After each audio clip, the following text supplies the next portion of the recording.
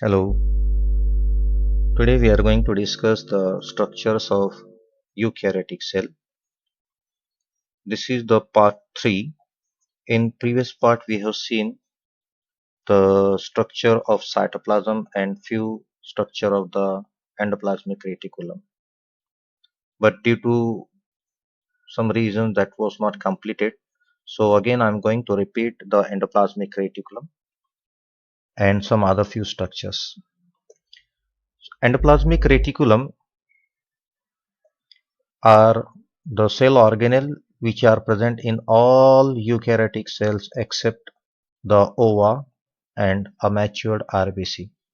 यानी female egg के अंदर और मैच्योर आरबीसी के अंदर एंडोप्लाज्मिक रेटिकुलम नहीं होता, बाकी सब सेल्स में हमको ईआर एंडोप्लाज्मिक रेटिकुलम देखने को मिलेगा।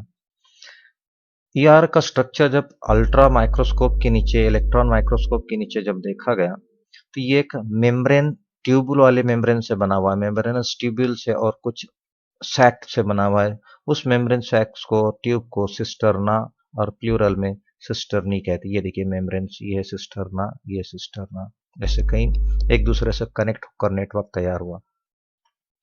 किसी भी सेल में साइटोप्लाज्म के अंदर एंडोमेम्ब्रेन सिस्टम होती है, मेम्ब्रेन से बने हुए कुछ स्ट्रक्चर से, उसमें से 50% ये एंडोप्लाज्मिक रेटिकुलम वहां पर उसका योगदान है।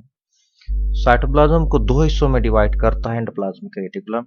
एक साइटोप्लाज्म का वो पार्ट जो इसके खुद के ल्यूमिन यानी उसके नाली में है, उसे हम कहते हैं लैमिनल साइटोप्लाज्म, और वो जो उसके बाहर यानी आउटसाइड द एंडोप्लाज्मिक रेटिकुलम है उसे कहते हैं नॉन लैमिनल साइटोप्लाज्म। इसकी मेम्ब्रेन स्टार्ट होती है nucleus of that cell, cell के न्यूक्लियर मेम्ब्रेन से, न्यूक्लियर पोर से, न्यूक्लियर एनवलप से कंटिन्यू होती है और आखिर में जाकर कनेक्ट होती है टू द सेल मेम्ब्रेन, यानी पूरे सेल के अंदर इसका नेटवर्क प्रेजेंट है। ये नेटवर्क, ये फ्रेमवर्क सेल के साइटोप्लाज्म में प्रेजेंट जितने भी सेल ऑर्गेनेल्स है ये सबको अपनी अपनी जगह पर रखता है, वरना वो इधर उधर एक दूसरे को कोलाइड कर सकते थे।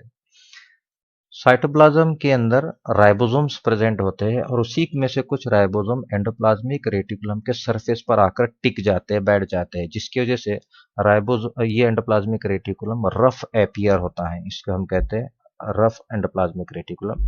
लेकिन कुछ हिस्सा जहां होता है जहां पर बिल्कुल राइबोसोम नहीं आकर लगते, इसलिए ये स्मूथ दिखता है, इसे हम कहते हैं स्मूथ एंडोप्लाज्मिक रेटिकुलम। दोनों भी rough and smooth endoplasmic reticulum के फंक्शन अलग अलग है, डिपेंड कि वो कौन से सेल का है, कौन से सेल में है, इसलिए यहां पर हम देखने वाले पहले फंक्शंस स्मूथ एंडोप्लाज्मिक रेटिकुलम के। स्मूथ एंडोप्लाज्मिक रेटिकुलम का पहला फंक्शन है कि लिपिड को सिक्रीट करना। जैसे कि लिपिड सिक्रीट करने वाली सेल्स हम देखते हैं एड्रिनल ग्लैंड के कॉर्टेक्स के सेल्स में स्टेरॉइड सिक्रीट करने वाले सेल्स हैं। बाद में ह्यूमन टेस्टीज और ओवरीज के अंदर के जो सेल्स हैं वो भी इस स्टेरॉइड को सिक्रीट करने वाले हैं। तो ये स्मूथ एंडोप्लाज्मिक रेटिकुलम का फंक्शन है। दूसरा फंक्शन है, अगर यही स्मूथ एंडोप्लाज्मिक रेटिकुलम लीवर के सेल में पाई जाती है तब वहां पर वो जो ड्रग्स है या जो पॉइजनस केमिकल बॉडी के सिक्रीशन हो गए, ये इसको डिटॉक्सिफिकेशन करता है, उसको कम जहरीला करता है। अगर यही स्मूथ एंडोप्लाज्मिक रेटिकुलम मसल्स के सेल्स के अंदर है तब वहां पर वो कैल्शियम के आयंस को स्टोर करने का काम करता है। अब हम देखेंगे rough endoplasmic reticulum. Rough endoplasmic reticulum जैसे कि उसके ऊपर राइबोसोम होने से रफ होता है, और हमको पता है कि राइबोसोम एक ऐसा ऑर्गेनेल है जिसमें प्रोटीन बनाए जाते हैं, इसलिए इसका प्रोटीन सिंथेसिस का काम है। एक्चुअली एग्जाम्पल हम देखने वाले हैं, जैसे कि पैंक्रियास की सेल सिक्रीट करती है इंसुलिन को, तो इंसुलिन सिक्रीट जो किया जा रहा है वो सिक्रेटेड प्रोटीन एंडोप्लाज्मिक रेटिकुलम के साथ अटैच उस राइबोसोम से सिक्रेट किया जाता है। तो सिक्रेट कौन कर रहा है? सिक्रेट किया जाता है राइबोसोम से, और वो राइबोसोम जो एंडोप्लाज्मिक रेटिकुलम को अटैच है, तब उस प्रोटीन को हम कहते हैं सिक्रेटरी प्रोटीन। ये देखिए यहाँ पर, ये है राइबोसोम और ये है एंडोप्लाज्मिक रेटिकुलम का ल्यूमिन। तो इसने सिक्रेट किया तो ये प्रोटीन को सिक्रेटरी प्रोटीन। लेकिन ये प्रोटीन को रैप किया जाता, कवर चढ़ाया जाता मेम्ब्रेन का, और उसको बड ऑफ, यानी जैसे एक बबल बाहर निकलता है वैसे एक एंड से, जिसको ट्रांजिशनल रीजन कहते हैं, ये है ट्रांजिशनल रीजन, यहाँ आखिरी एंड से बाहर निकलता है बड ऑफ होकर। जब ये निकलता है जिसके अंदर मेम्ब्रेन है, बाहर से मेम्ब्रेन है और अंदर प्रोटीन है, तब उसे हम कहते हैं ट्रांसपोर्ट वेसिकल। ये लेकर जा रहा है, वेसिकल मतलब एक पाउच जैसा। एंडोप्लाज्मिक रेटिकुलम सेल की मेम्ब्रेन और दूसरे सेल ऑर्गेनेल की मेम्ब्रेन बनाने में भी इसका काफी इंपॉर्टेंट रोल होता है। ये अपनी ग्रोथ जब करता है, प्रोटीन को ऐड करता, फॉस्फोलिपिड को अपने ऊपर ऐड करता और खुद की मेम्ब्रेन बनाता। वही बड़ी हुई मेम्ब्रेन जब निकलती है वहां से, निकल कर दूसरे को जाती है। दूसरा जैसे कि गोल्जी कॉम्प्लेक्स को आया, फिर गोल्जी कॉम्प्लेक्स से एक एंडोजोम को गया, फिर एंडोजोम से मेम्ब्रेन वो लाइसोसोम में बन गया। तो अलग अदर दूसरे जो एंडोमेम्ब्रेन के कंपोनेंट्स होते हैं उसको भी ये जाकर बनाने में हेल्प करता है। देन दूसरा मेम्ब्रेन जो है प्लाज्मा की, उसको भी ये यहाँ से निकले हुए जो स्ट्रक्चर्स है प्लाज्मा मेम्ब्रेन बनाने में हेल्प करते हैं। Then the next cell organelle, Golgi complex. Golgi complex is also known as Golgi apparatus and also known as Golgi body. This is made up of a membranous sacs, यानी यहाँ पर कई membranous sac होते हैं और ये हर एक को एक के ऊपर जैसे थप्पी बोलते हैं ना लगने का, stacks वैसे लगाए जाते हैं। उस एक मेम्ब्रेन को सिस्टर्नी कहते हैं। एक सिस्टर्नी का साइज जब गिना गया तो वो 0.5 से 1 माइक्रोमीटर, यानी हर सिस्टर्नी का साइज अलग अलग है। अब ये गोल्जी कॉम्प्लेक्स कौन से सेल में है? लीवर के सेल में है, ब्रेन के है, किडनी के है, वहां वो काम क्या कर रही है, उसका फंक्शन क्या है, उसके हिसाब से उसको सिस्टर्नी दिए गए, किसी में 15, किसी में 10, किसी में 4, so on the number of cisternae varies few to many. And even एक गोल्जी कॉम्प्लेक्स में जो सिस्टर्नी का स्टैक है उसमें भी उसकी थिकनेस और उसका मॉलिक्यूलर कंपोजिशन दो सिस्टर्नी का कभी एक सा नहीं रहता, बदलते रहता है। गोल्जी कॉम्प्लेक्स के जो सैक है इनको एक फिक्स पोजीशन या फिक्स ओरिएंटेशन में रखा जाता है, लगाया जाता, जिसमें हम देखते हैं कि एक तरफ इमैच्योर जो कि डेवलप होने वाले अभी बन रहे वो जोन को सिस फेस बोलते हैं, और जो जोन की तरफ पूरी तरह बन चुके मैच्योर हो गए उसे ट्रांसफेस बोलते हैं। ये है देखिए, ये एंड जो होता है इसे ट्रांसफेस कहते हैं। ओके, अब यहाँ पर हमने देखी कि एंडोप्लाज्मिक रेटिकुलम से एक सिक्रेटरी प्रोटीन वेक्सिकल ट्रांसपोर्ट होकर निकलता, पिंच ऑफ होकर निकलता एंडोप्लाज्मिक रेटिकुलम, और जैसे ही ये आता है तो ये आने के बाद इसको गोल्जी कॉम्प्लेक्स का सिस फेस अपने से अटैच करा लेता है, और अटैच कराने के बाद उसके अंदर जो कंटेंट था वो अपने ल्यूमिन में लेता, उस कंटेंट को वो मॉडिफाई करता, कंडेंस करता, और मतलब यहाँ आ गए, यहाँ से एंटर करा, कंडेंस करने के बाद वो निकलता है ट्रांसफेज से, and it is given out through the trans phase, और उसके ऊपर भी मेम्ब्रेन लगाकर छोड़ा जाता है। Okay, the normal functions of the Golgi complex. पहला काम है एंडोप्लाज्मिक रेटिकुलम से आए हुए सिक्रीशन को मॉडिफाई करना। नेक्स्ट है प्रोडक्शन ऑफ अपने ही सिक्रीशंस, खुद के प्रोडक्शन भी करना जरूरी होता है उनको। नेक्स्ट है एंजाइम्स के इनके अपने अपने स्पेशल एंजाइम्स होते हैं अलग अलग सिस्टर्नी में, वो स्पेसिफिक फंक्शंस के लिए बनाए जाते हैं। सबसे इंपॉर्टेंट यहाँ पर एंडोप्लाज्मिक रेटिकुलम से आए हुए प्रोडक्ट को ये रिफाइन करता है, साफ सुथरा करता है, कचरे को निकाल देता है और काम का रखता है। कैसा करता है? प्रॉपर ऑर्डर में। ये एग्जाम्पल हम देखेंगे, जैसे कि ग्लाइकोलिपिड और ग्लाइकोप्रोटीन्स, ये एंडोप्लाज्मिक रेटिकुलम से लाए जाते हैं, उसमें से शुगर का पार्ट ये रिमूव करता है, अब बचे हुआ जो पार्ट होता है उससे अलग अलग प्रोडक्ट्स बनाए जाते हैं। अगर यही गोल्जी कॉम्प्लेक्स किसी प्लांट सेल के अंदर है तो वहां पर वो नॉन सेलुलोज पॉलीसेक्राइड जैसा एक केमिकल तैयार करता है जिसे हम पेक्टिन कहते हैं, और पेक्टिन सेल वॉल का स्ट्रक्चर है, सेल वॉल बनाने में हेल्प करता है। देन हमने देखे कि एंडोप्लाज्मिक रेटिकुलम से एक वेसिकल निकलता है जिसमें प्रोटीन है, वो आता है गोल्जी कॉम्प्लेक्स के सिस फेस से एंटर करता, वहां उसको मॉडिफाई किया जाता और गोल्जी कॉम्प्लेक्स के ट्रांसफेस से उसे वेसिकल की शक्ल में बाहर छोड़ दिया जाता।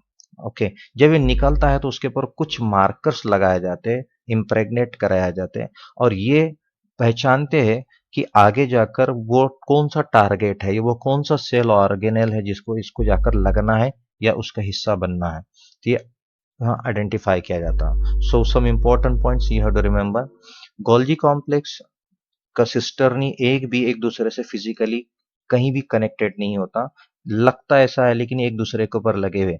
लेकिन वही हम एंडोप्लाज्मिक रेटिकुलम की बात करते हैं तो वहां पर वो एक दूसरे से कनेक्टेड होकर नेटवर्क बनता है। देन रिसेंट स्टडीज में पता चला है कि जो सिस फेस के सिस्टर्नी होते हैं, यानी स्टार्टिंग जो इमैच्योर जोन होता है वहां के सिस्टर्नी जब मैच्योर हो जाते हैं तो ऑटोमेटिकली ये पोजीशन पर पहुंच जाते हैं। ओके, ये मूव होने को यहाँ पर सिस्टर्नल मैच्योरेशन मॉडल के नाम से पुकारा गया। नेक्स्ट, जो वेसिकल्स के अंदर एंजाइम्स बनते हैं, कहाँ?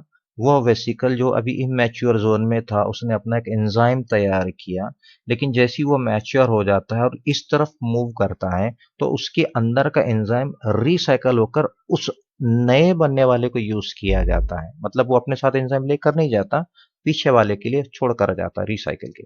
Next cell organelle and the last cell organelle in this video, we are going to discuss about the lysosome. Lysosomes एक ऐसा सेल ऑर्गेनेल है, मेम्ब्रेन बेस्ड सेल ऑर्गेनेल है, जिसके अंदर एक हाइड्रोलाइटिक एक्टिविटी वाले एंजाइम्स होते हैं जिन्हें हम हाइड्रोलाइजेस कहते हैं। किसी भी सेल को डाइजेस्ट करना, उसको फाड़ने में हेल्प करना, उसको खोलने में हेल्प करना, जैसे कि example amylases, proteases and lipases.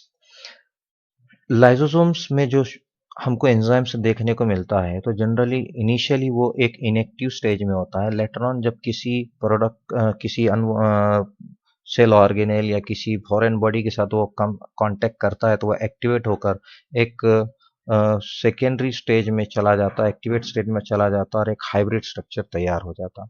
जैसी रिएक्शन कंप्लीट हो जाता है ये लाइसोसोम फिर से अपने आप को रिकवर करता, रिफॉर्म करता है एंड रीयूज करता है। देन लाइसोसोम्स दिखने में भी अलग अलग है, अलग सेल में अलग अलग है, बनावट में अलग है और उनके फंक्शन भी अलग अलग है। इसलिए lysosome they are polymorphic in nature, यानी उनकी बनावट अलग अलग है। फॉर एग्जाम्पल जैसे कि स्पर्म के अंदर एक्रोसोम के नाम से पुकारा जा रहा, कहीं और जो तो दूसरे नाम से उसको पुकारा जाता। शेप भी अलग है, फंक्शन भी अलग है।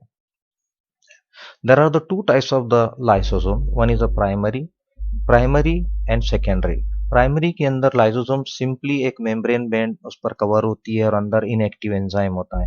लेकिन अगर हम सेकेंडरी की बात करते हैं तो इसके अंदर ये किसी दूसरे पार्टिकल्स को या फॉरेन बॉडी को जाकर ये मिक्स होता है उससे और अटैच होकर वहां पर एक हाइब्रिड स्टेज में चला जाता है and it become the secondary stage. इसे हम कहते हैं हेट्रोफेगिक वेसिकल, और जो कि इतना बड़ा हो जाता है जो कि लार्जर देन प्राइमरी लाइसोसोम से हो जाता है। और जैसी रिएक्शन डाइजेशन का प्रोसेस होने के बाद रेसिडियल जो बॉडी होती है अनडाइजेस्ट रिमेन जो होता है उस हेट्रोफेगिक बॉडी के अंदर के, उसको साइटोप्लाज्म के अंदर वापस रिलीज कर दिया जाता है। देन लाइसोसोम अपने ही सेल के साइटोप्लाज्म में जो सेल ऑर्गेनेल खराब हो गया या कुछ अनवांटेड पार्टिकल जो होता है उसको ये डाइजेस्ट कर लेते हैं, इसलिए इन्हें ऑटोफेगिक वेसिकल कहा जाता, इन्हीं को सुसाइड बैग भी कहा जाता है।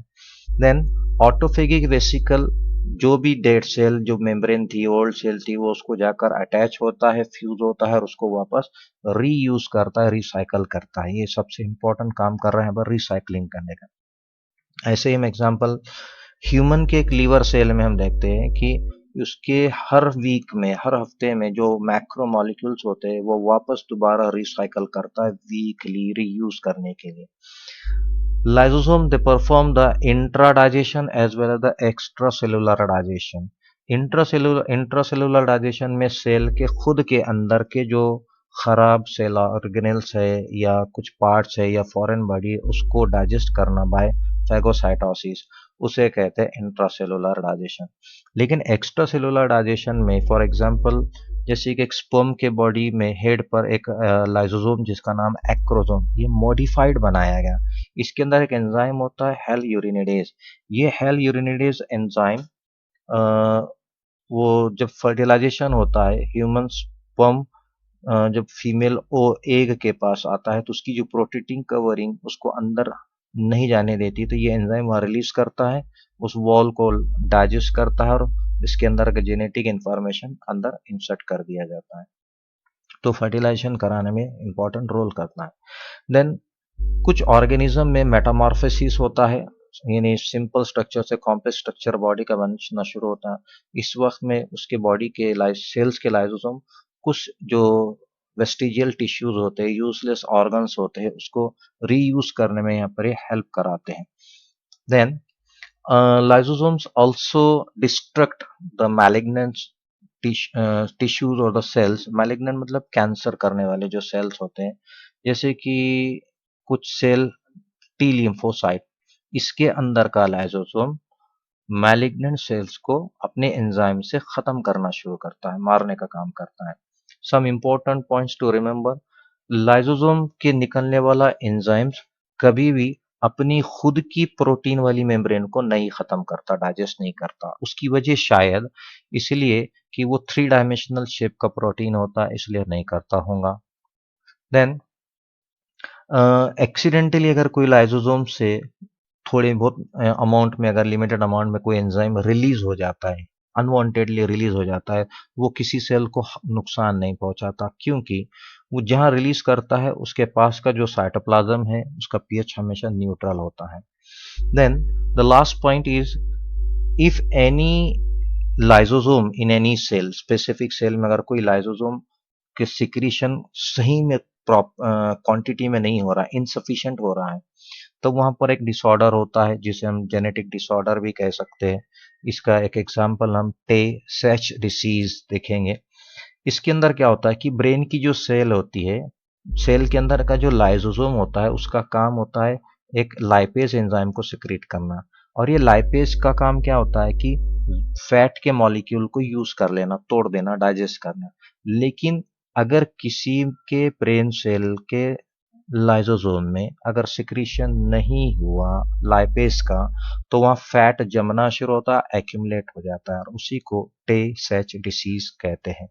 Just see this photograph. ये ऊपर का न्यूरॉन है जिसमें एक हेल्दी पर्सन के न्यूरॉन में lysosomes they are of normal size and they are secreting, बराबर उनका सिक्रीशन हो रहा है, इसलिए फैट नहीं जम रहा है।